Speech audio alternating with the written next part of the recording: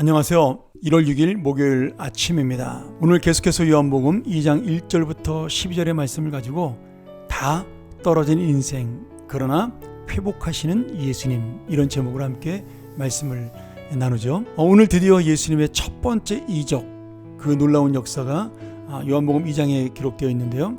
우리가 잘 아는 대로 가나의 혼인잔치에서 물을 포도주로 만드는 그런 이적의 사건입니다.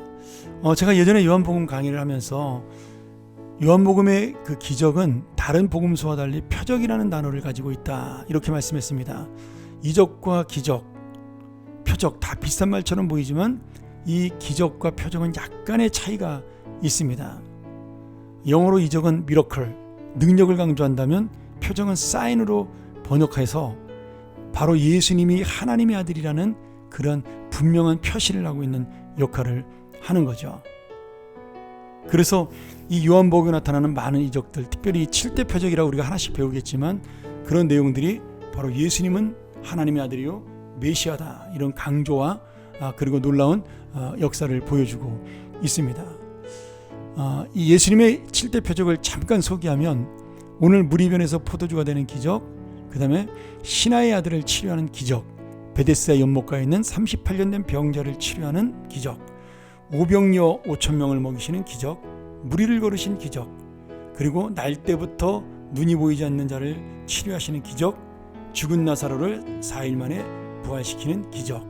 우리가 이 기적이 나올 때마다 제가 다시 한번 표적의 의미를 가지고 설명을 드리겠지만, 요한복음을 읽으면서 이런 기적의 모습이 나타날 때마다 이 기적은 예수 그리스도가 하나님의 아들이요 메시아임을 보여주는 그런 놀라운 사인이구나, 이렇게 생각하시면서 말씀을 보면 더 큰 은혜가 될 줄로 믿습니다.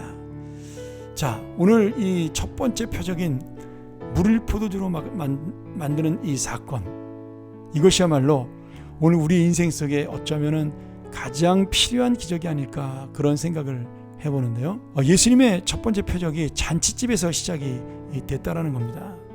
그런데 예수님은요, 이 잔치를 굉장히 좋아했어요. 먹고 마시는 것을 즐거워했습니다. 그러기에 마태복음 11장 19절에 보면 바리새인들이 예수님을 비난하면서 야, 너희 선생은 왜 그러냐? 그는 먹고 마시기를 탐하는 자다, 이렇게 비난을 했을 정도로 예수님은 식사하는 것, 같이 나누는 것을 즐거워했습니다. 여러분, 예수님이 먹는 거 밝혀서 그랬을까요? 아닙니다.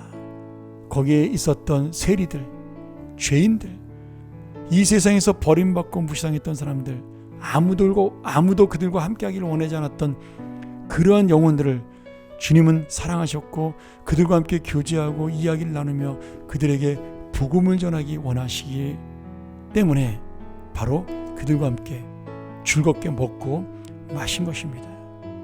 여러분, 진정한 경건은요, 금식이 아닙니다. 물론 금식도 중요하죠. 그런데 진정한 경건은 금식이 아니라 내가 원하지 않는 사람을 기쁨으로 만나는 것입니다. 내가 힘들 때 그 일을 기쁨으로 감당하는 것이에요. 그러니 오늘 예수님께서 이렇게 잔치집을 회복시키시는, 포도주가 떨어져서 걱정 근심 속에 쌓이는 이 잔치집을 다시 새로운 잔치로 더 풍성한 기쁨으로 인도하시는 그 모습을 보면서 오늘 우리의 인생, 이 세상에서는 버림받고 쓸모없는 인생처럼 보이는 우리를 다시 한번 새롭게 시작하는 그런 놀라운 하나님의 역사를 이 잔치집의 기적을 통하여 만날 수가 있는 겁니다. 여러분, 우리 인생은 언제든지 이렇게 포도주가 떨어진 인생이 될 수가 있습니다.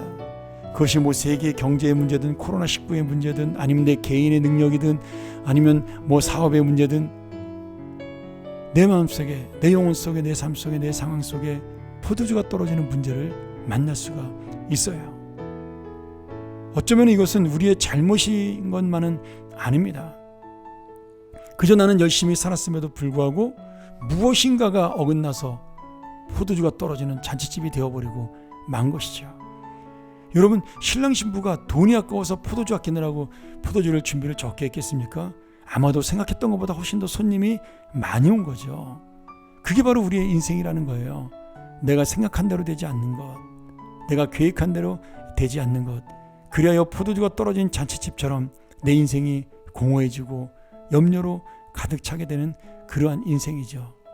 그러면 그 잔치집은 졸지에 나만은 아무도 모르지만 그 잔치집의 문제를 알고 있는 나에게는 그 잔치가 초상집처럼 마음에 부담이 되고 슬픔이 되는 그런 잔치가 되겠죠.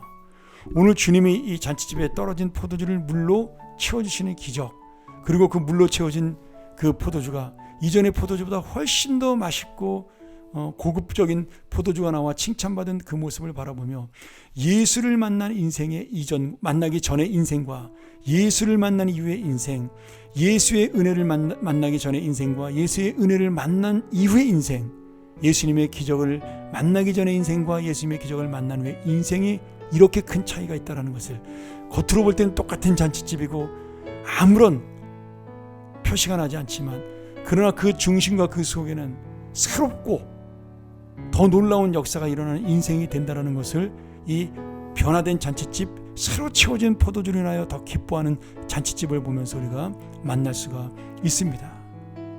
사랑하는 여러분, 오늘 누가 우리의 인생을 회복할 수 있을까요? 누가 다 떨어지고 다 소비된 내 지친 영혼을 다시 회복시키고 일으킬 수 있을까요? 우리 주 예수 그리스도밖에는 없다라는 거죠. 이 세상의 그 어떤 것도 완전한 회복을 줄 수는 없습니다. 그러나 오직 새로운 포도주를 주셔서 새로운 잔치집을 만드신 우리 주 예수 그리스도의 능력이 우리의 인생을 새롭게 바꾸시고 우리의 인생을 새로운 소망으로 이끌어 주시는 겁니다. 오늘 다시 한번 아직 예수님의 때가 이르지 않았음에도 불구하고 우리를 사랑하심으로, 오늘 하나님의 영광 나타낼 때가 아님에도 불구하고 우리를 이해하심으로 이런 놀라운 이적을 베푸시고 우리를 위하여 새로운 잔치를 베푸시는 예수님, 내 인생이 바로 그러한 잔치를 만나는 이 귀한 한 주간, 이 귀한 새해가 되고 날마다 잔치가 열리는 인생이 되기를 주님의 이름으로 간절히 축원합니다. 기도하겠습니다.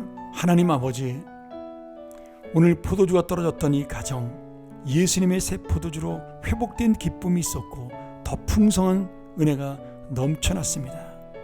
오늘 바로 이 놀라운 잔치집의 이적과 그 풍성한 기쁨이 내 인생의 기쁨이요 내 인생의 은혜가 되게 도와 주옵소서. 오직 예수 그리스도만이 이 놀라운 은혜를 주실 수 있다는 사실을 깨닫고, 지금 모든 사람이 떠나간 그 잔치집의 빈자리에 그 잔치집을 열어주신 예수님을 기억할 수 있는, 그 잔치집에 놀라운 풍성함을 주신 예수님은 내가 놓치지 않는 그런 귀한 인생으로 살아갈 수 있도록 오늘 하루도, 이 한 주간도, 또 이 새해도 인도하여 주시옵소서. 예수님의 이름으로 간절히 기도합나이다. 아멘. 우리도 함께 묵상하며 한 번 더 주 앞에 나가기 원합니다. 주여, 물을 포도주로 만든 그 포도주의 능력보다, 잔치의 풍성함보다 그 모든 것을 허락하신 주님을 놓치지 않는 인생, 그래야 날마다 이 잔치를 만날 수 있는 인생으로 살 수 있도록 우리가 그 주님을 붙드는 삶이 되게 하여 주옵소서. 묵상하며 나아갑니다.